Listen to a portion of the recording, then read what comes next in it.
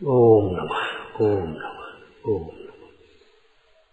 नमो अरहंतारं नमो सिद्धारं नमो वारियारं नमो अध्यायारं नमो लोये सवसाहूरं शुद्धात्मान मणिकान्तं साधुमुत्तम मंगलम वंदे संदष्टसिद्ध्यर्थं संदष्टार्थप्रकाशकम् मंगलम भगवान वीरो मंगलम गौतम गणे मंगलम कुंद कुंदाज्यो जैन धर्मोस्तु मंगलम सर्वमंगल मंगलम सर्वकल्याणकारकम प्रधानम सर्वधर्माणां जैनम जयतु शासनम ये झाया जानिक एकम कलंक दहे नित्य निरंजन नानमैत्र परम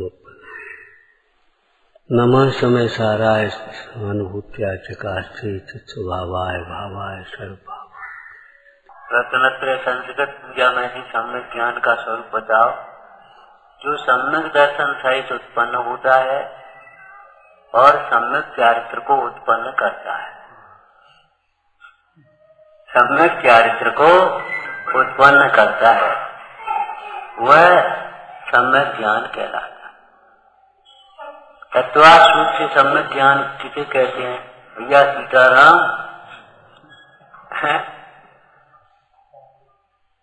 जीवादिक प्रयोजन भूत तत्वों के संशय विपर्य अनध्यवसाय रहित ज्ञान को सम्यक ज्ञान कहते हैं। समझ में आया? जीवादिक प्रयोजन भूत तत्व हैं। क्लास में बैठते हो तो तुम्हें मालूम होगा। जीव जीवा श्रवण सम्मान जरा मोक्ष पुण्य पाप मिला करके 9 तत्व कहलाते हैं, 9 पदार्थ कहलाते हैं। तो जीवादिक प्रयोजन भूत तत्वों के संशय विपर्य अनध्यवसाय रहित यथार्थ ज्ञान को सम्यक ज्ञान कहते हैं। समय सार में सम्यक ज्ञान किसे कहते हैं बताओ भाई? निज शुद्धात्मा के अनुभव रूप ज्ञान को सम्यक ज्ञान कहते हैं। रत्नत्रय पूजा में लिखा है, ज्ञानत राय जी की रत्नत्रय पूजा आप पढ़ा हो। आप जाने नियत ग्रंथ पढ़े व्यवहार। आप जाने नियत, नियत माने निश्चय। अपने को आप रूप जाने सो निश्चय सम्यक ज्ञान कहलाता है। और ग्रंथ पठन व्यवहार, जिनवाणी का पठन पाठन करना। कैसे पठन पाठन करना? ध्यानत राय की पूजा में पढ़ लो, चाहे इसमें पढ़ लो आप। बोलो भाई। नंबर 1 बहुत सुंदर बोलना, आत्महित के लिए पढ़ना। नंबर 1 क्या? आत्महित के लिए पढ़ना। नंबर 2 शुद्ध उच्चारण करते हुए पढ़ना। नंबर 3 अर्थ को समझते हुए पढ़ना। अर्थ को समझते हुए पढ़ना तो सम्यक ज्ञान कहलाता है। कैसे पढ़ना जिनवाणी?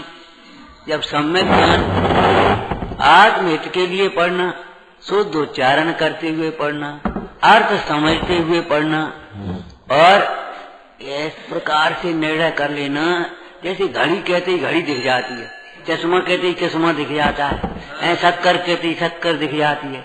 ऐसे ही तत्वों का नाम लेते ही उसका स्वरूप दिखने लगे। आत्मा कहते ही ये दिखने लगे, हाँ एक अमूर्तिक पुरुषों का एक पुंज है।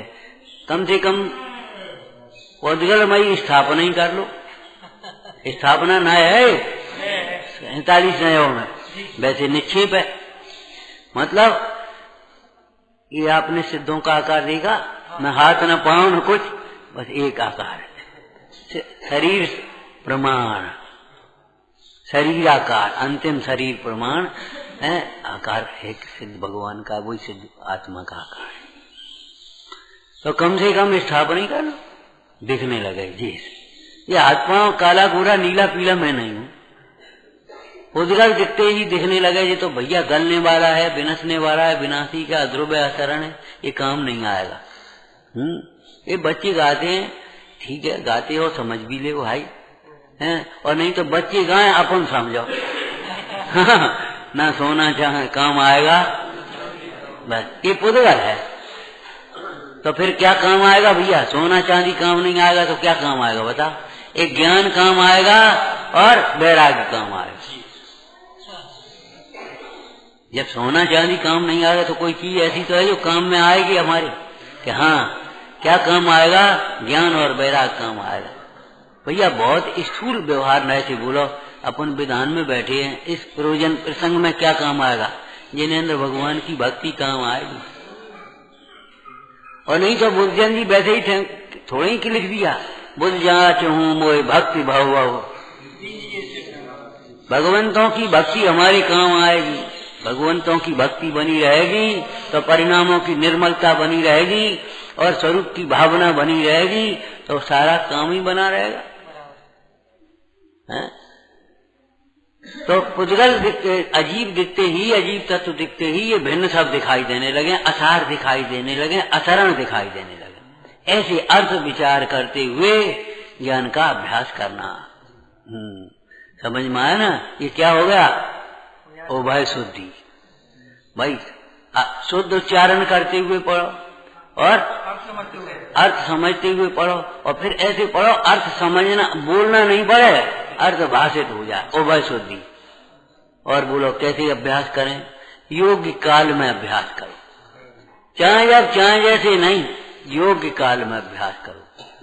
सामायिक के समय सामायिक करो, पूजा के समय पूजा करो, स्वाध्याय के समय स्वाध्याय भी करो। ऐसे थोड़ी सामायिक का समय स्वाध्याय में बैठे, संध्या को समय अपन ले किताब पढ़ रहे, टेल रहे।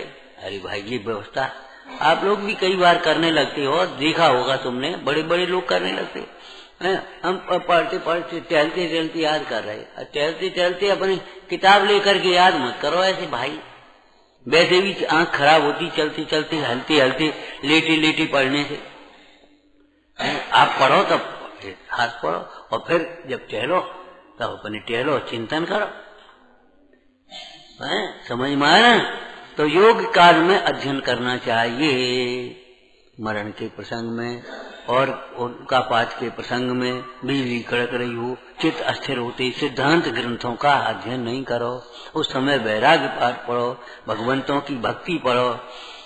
उस समय में आप तीर्थंकरों के जीवन चरित्र को पढ़ो, कोई दिक्कत नहीं, उसमें स्थूलता से आप पढ़ लोगे, लेकिन सिद्धांत ग्रंथों का उस समय निश्चित है पढ़ने का। ठीक है ना? और बोलो गुरुजनों का स्मरण करते हुए, उपकार याद करते हुए, सर्वज्ञ देव का स्मरण करते हुए कल्पना कर लिया करो। कभी नाटक तुमने देखे छोटे छोटे बच्चों? देखो भाई, अब अपन सब चंपापुर नगरी चलते हैं। अब अपन सब चंपापुर नगरी चलते हैं। वहाँ चंपापुर नगरी में श्रीपाल राजा राज कर रहे हैं, और श्रीपाल राजा के मंत्रिमंडल लगा हुआ है। उनके शरीर में पाप के वजह से कुष्ठ रोग हो गया है। अब जो बोलते आ रहे अपन ये फिर रामायण में नहीं बैठे, चंपापुर नगरी में काय से पहुंचे? ज्ञान से, उपयोग से। ज्ञान हमारा वहां पहुंच गया, और प्रजा बड़ी दुखी है।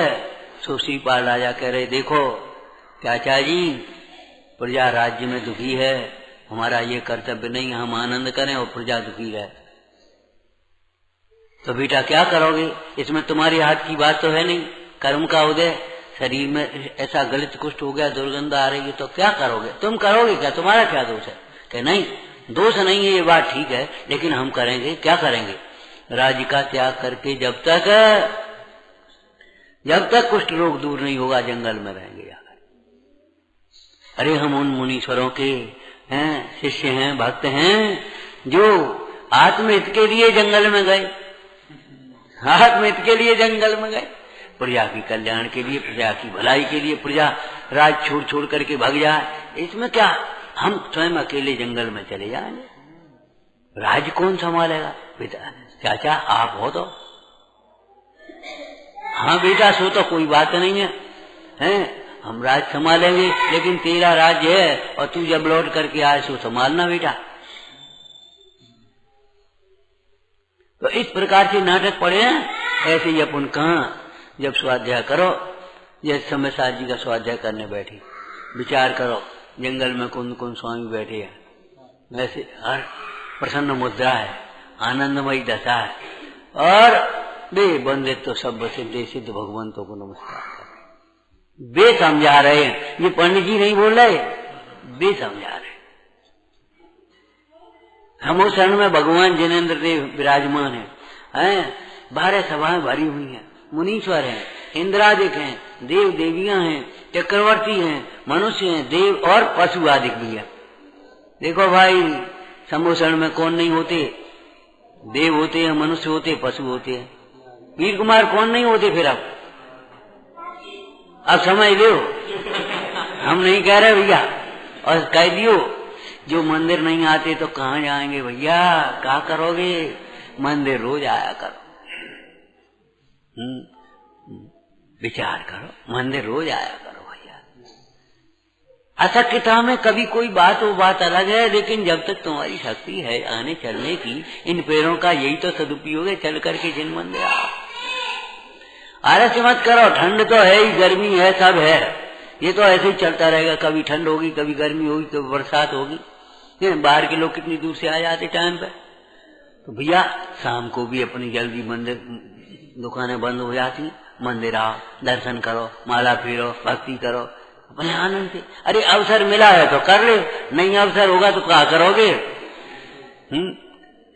विचार करो, क्या करोगे फिर? तो मंदिर आया करो भैया। कैसे? पाप से बचने के लिए, नरक आदि के दुखों से बचने के लिए, आत्म कल्याण के लिए, आत्मिक सुख की प्राप्ति के लिए। और आपको एक बात कही थी, देखो भूसे के लिए अलग से कुछ भी नहीं करना है, भूसे के लिए अलग से कुछ भी नहीं करना है, और भूसा फिर भी होना है, और होने पर भी छोड़ना है, अलग करना है। ऐसे ही ये बाहर की संपदा, पद प्रतिष्ठा, इनके लिए कुछ नहीं करना, वे तो अपने आप मिलेंगे। इनके लिए अगर करना है तो इनसे विरक्त होकर के धर्म ध्यान, इनका सदुपयोग धर्म ध्यान में करना है। समझ में आया ना? भूसे के लिए कुछ भी नहीं करना, और कुछ भी करने से अलग से भूसा होगा भी नहीं। अलग से अकेला अकेला भूसा करो, कैसे होगा? गेहूं के साथ भूसा होगा, चने के साथ छिलका होगा, बादाम के साथ बादाम का छिलका होगा, जैसा माल होगा वैसा ही उसका छिलका होगा। ऐसे ही जब तुम्हारी धर्म भावना जगेगी, आत्म भावना जगेगी, तो पुण्य उत्कृष्ट होगा, अभी से ज्यादा ऊंचा पुण्य होगा। नहीं चाहोगे तो और पुण्य होगा।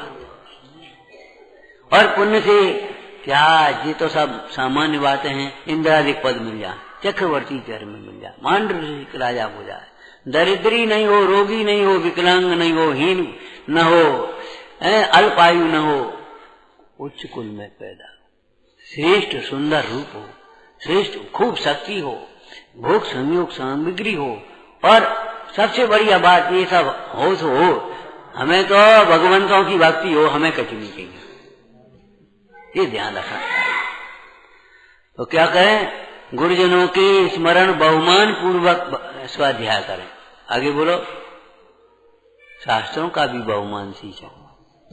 अरे शास्त्रों का बहुमान करें, अब हम क्या कहें भैया? एक छोटा सा ज्ञान दान बहुत विनय से, आदर से लेना, ग्रहण करना चाहिए, और बहुत विनय से और स्नेह से देना चाहिए।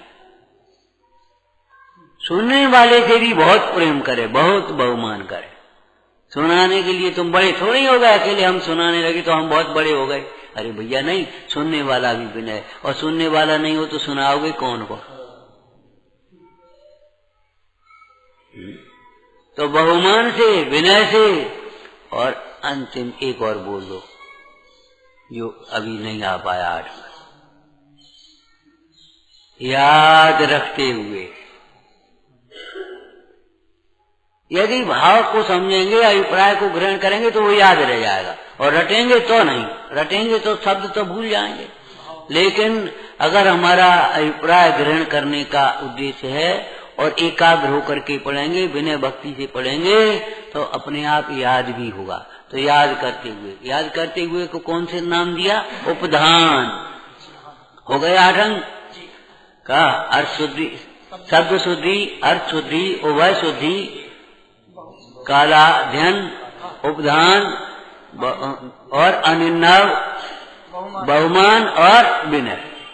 ये 8 भेद कर्म उच्छेदक, ये 8 वेद कर्म उछेदक ज्ञान दर्पण देखना, इस ज्ञान ही सो भरत सियो और सब पठ पेखना। जुगनू की चमक है और तो सब जुगनू की चमक है। इस सम्यक ज्ञान की महिमा को कहने में कौन समर्थ है?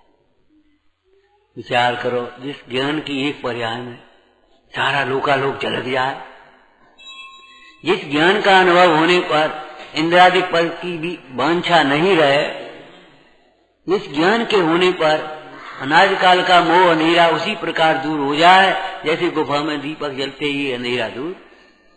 क्यों भाई, 10 वर्ष से बंद कमरा मान लो एक पड़ा हुआ है और उसमें दीपक जलाया तो अंधेरा दूर होने में क्या मिनट लगेंगे? अरे 10 वर्ष का अंधेरा, चाहे 10 वर्ष का हो चाहे 100 वर्ष का हो, अंधेरा तो एक सेकंड नहीं लगेगा, 1 सेकंड नहीं लगेगा। इधर दीपक जला और इधर अंधेरा, समझ लेना चाहिए। कमरे का अंधेरा दिया से दूर होता है और जीवन का अंधेरा ज्ञान से दूर होता है। इस विश्व में मोह के समान कोई अंधेरा नहीं और ज्ञान के समान प्रकाश नहीं। तो ज्ञान का अनुभवन होने पर कैसा है ज्ञान?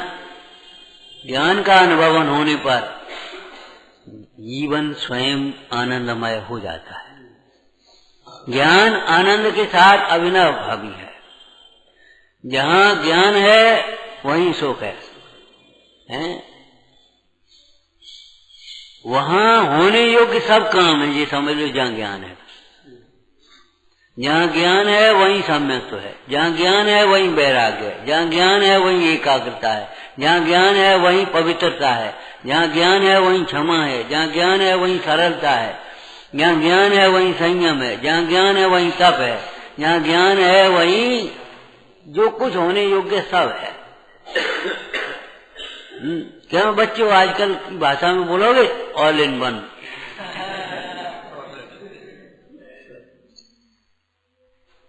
ऑल इन वन हिंदी बोलना, नमन हिंदी एक में ही सब है, एक ज्ञान में सब समाया हुआ है।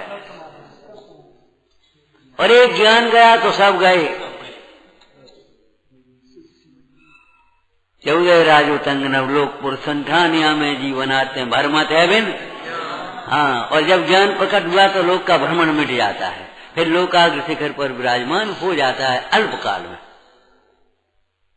हाँ, ज्ञान अंधेरे को दूर करता है।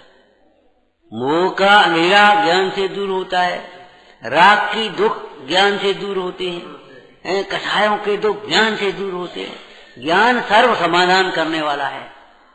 देखो, सामने वाला जीव कुछ मान लो उल्टी सीधी कह दी तुमसे, अब ज्ञान कहेगा तुम्हारा कर्म का उदय है, उसने कुछ नहीं कहा और तुम तो अमूर्तिक प्रदेश वाले हो।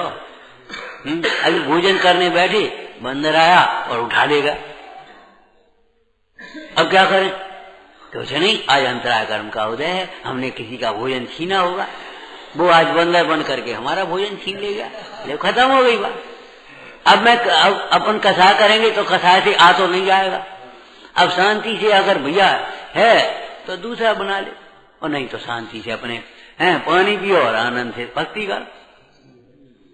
क्यों भाई, और क्या करोगे बता? कसाय करने से तो कुछ काम नहीं बनेगा, बिगड़ेगा।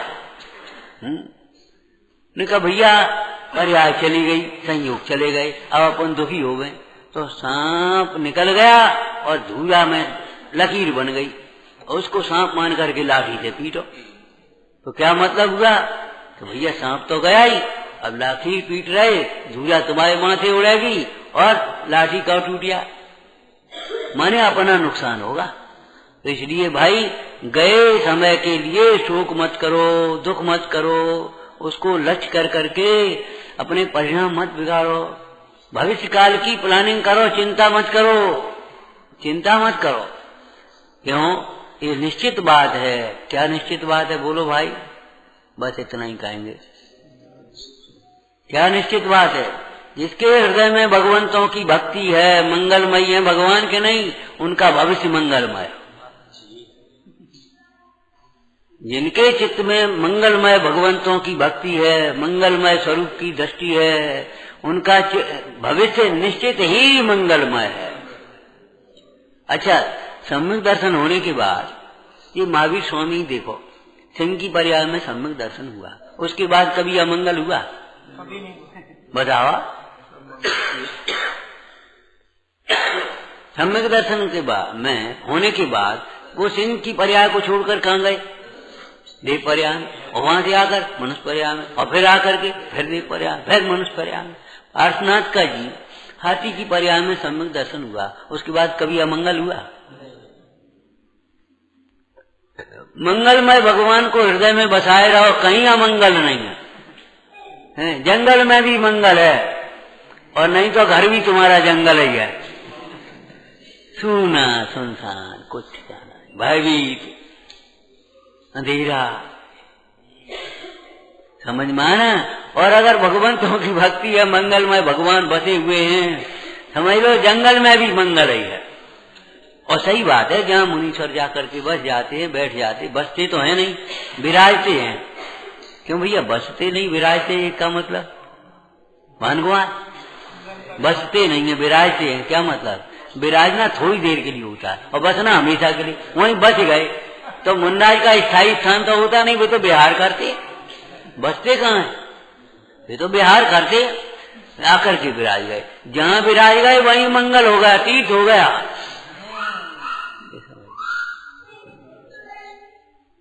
वहाँ चक्रवर्ती आदि तो पुराणों की बातें, अभी भी राजा महाराज चाहे कोई जाए, जाकर के वैसे ही बैठ जाएंगे, धूला में होने से नहीं लगेगी हम कहाँ बैठे हैं, अगर विवेकी होगा तो। विवेकी की बात अलग है, कहाँ बैठ गए महाराज धूला में, इनका कपड़े गंदे हो जाएंगे। अरे कपड़े गंदे होने की डर लगता है, परिणाम गंदे होने का डर नहीं है। कपड़े की सफाई से क्या होगा? परिणाम को उज्ज्वल कर भाई। तो समझना चाहिए भैया, सम्यक ज्ञान कैसा है? जो ज्ञान को आनंद को देने वाला है, शक्ति आती है ज्ञान से। आपने संस्कृत में पढ़ा, यस्य बुद्धि, एक बुद्धि का भी बल होता है। लाठी के बल अलग है, बुद्धि के बल अलग है। एक बेचारा अपनी एक गाय को लेकर के जा रहा, बढ़िया गाय खरीद करके ले गया, उधर से एक मिल गया बेचारा, लठ लें चौधरी चलाया। क्यों भैया? ये गैया हमें दे।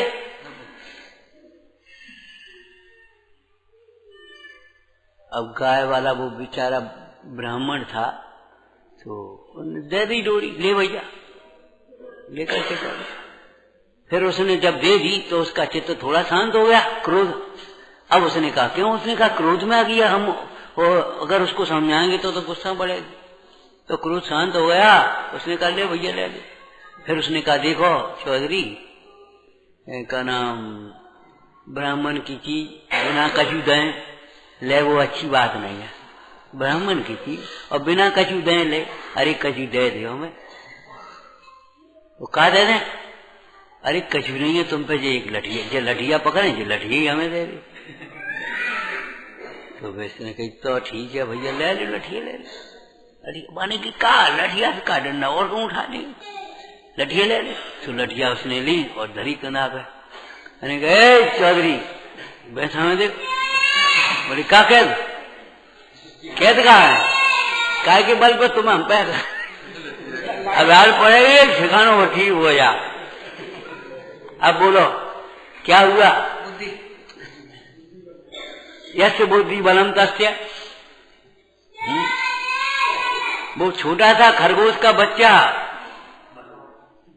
अपने आराम, उसकी बारी आई सिंह के पास जाने की, तो अपने आराम से घूमता रहा। थोड़ी देर में पहुंचा सो बस सिंह तो भूखा था, तो गुस्सा आ रही थी, क्यों रे इतनी देर में आया और अकेला आया, तो क्या पेट भरेगा? महाराज हम जानते थे, हम समझते, लेकिन क्या करें, हम तो 3 आ रहे थे, बीच में वो बड़ा जंग शेर मिल गया, जन कहाँ आ गया, उसने 2 तो छिनाई ले, हम मुश्किल से आ पाए। और वो कहता है जंगल वो कौन होता है, जंगल का राजा तो मैं हूं। अच्छा, उसकी इतनी हिम्मत कहाँ है, तो चलो चल दिया। तो वो अंधकूप पड़ा था बड़ा था, तो कहाँ है महाराज, आपको पीछे चाय का झुका है, आपके सामने बात करेगी, आंख मिलाई हुई हिम्मत थोड़ी है। वो कुआ में कूद गया, कहाँ देखे तो देखा तो पानी में परछाई भी दिखाई दी, और उसने जो दहाड़ मारी सो उसकी बिल्कुल बिल्कुल सही, ऑल राइट। क्या ऑल राइट माने बिल्कुल ठीक है भैया, सुझाव से वो पकड़ने के लिए, और कूद पड़ा जंगल वो कुआ में। अब क्या करने, बोलो क्या हुआ, खरगोश ने उस बुद्धि के बल से ही तो सही। तो भैया लौकिक में भी कहते हैं अकल बड़ी के भैंस भैया, बड़ी बुद्धि का बल प्रकट करो। बुद्धि के बल को ही हम शास्त्र भाषा में कहते ज्ञान का बल। महिमा सम्यक ज्ञान की और विराग बल जो कर्म उदय को भोगते नया बंध नहीं हो। ये ज्ञान का बल है, वैराग का बल है, जो उपसर्गों में भी चले तने दुखी नहीं होने देता। ये ज्ञान का ही बल है जो जीव को संसार मार्ग से दुखों से छुड़ा करके उत्तम सुख में धारण कराता है। ऐसे सम्यक ज्ञान के अभ्यास का संकल्प करना, सम्यक ज्ञान का अभ्यास करना, सम्यक ज्ञान को प्रकट करना, इसी सम्यक ज्ञान का फल केवल ज्ञान है, अनंत तुष्ट है, परमात्म दशा है। ओम नमः। जिनके हृदय जंगाल बसे उनको भय कैसे हो, जिन स्वयं चिद्रूप रखा उनको भय कैसे हो। ऐसे निर्भयता के वचन अभी पंचायत के मुखालिफ चमन में सुने।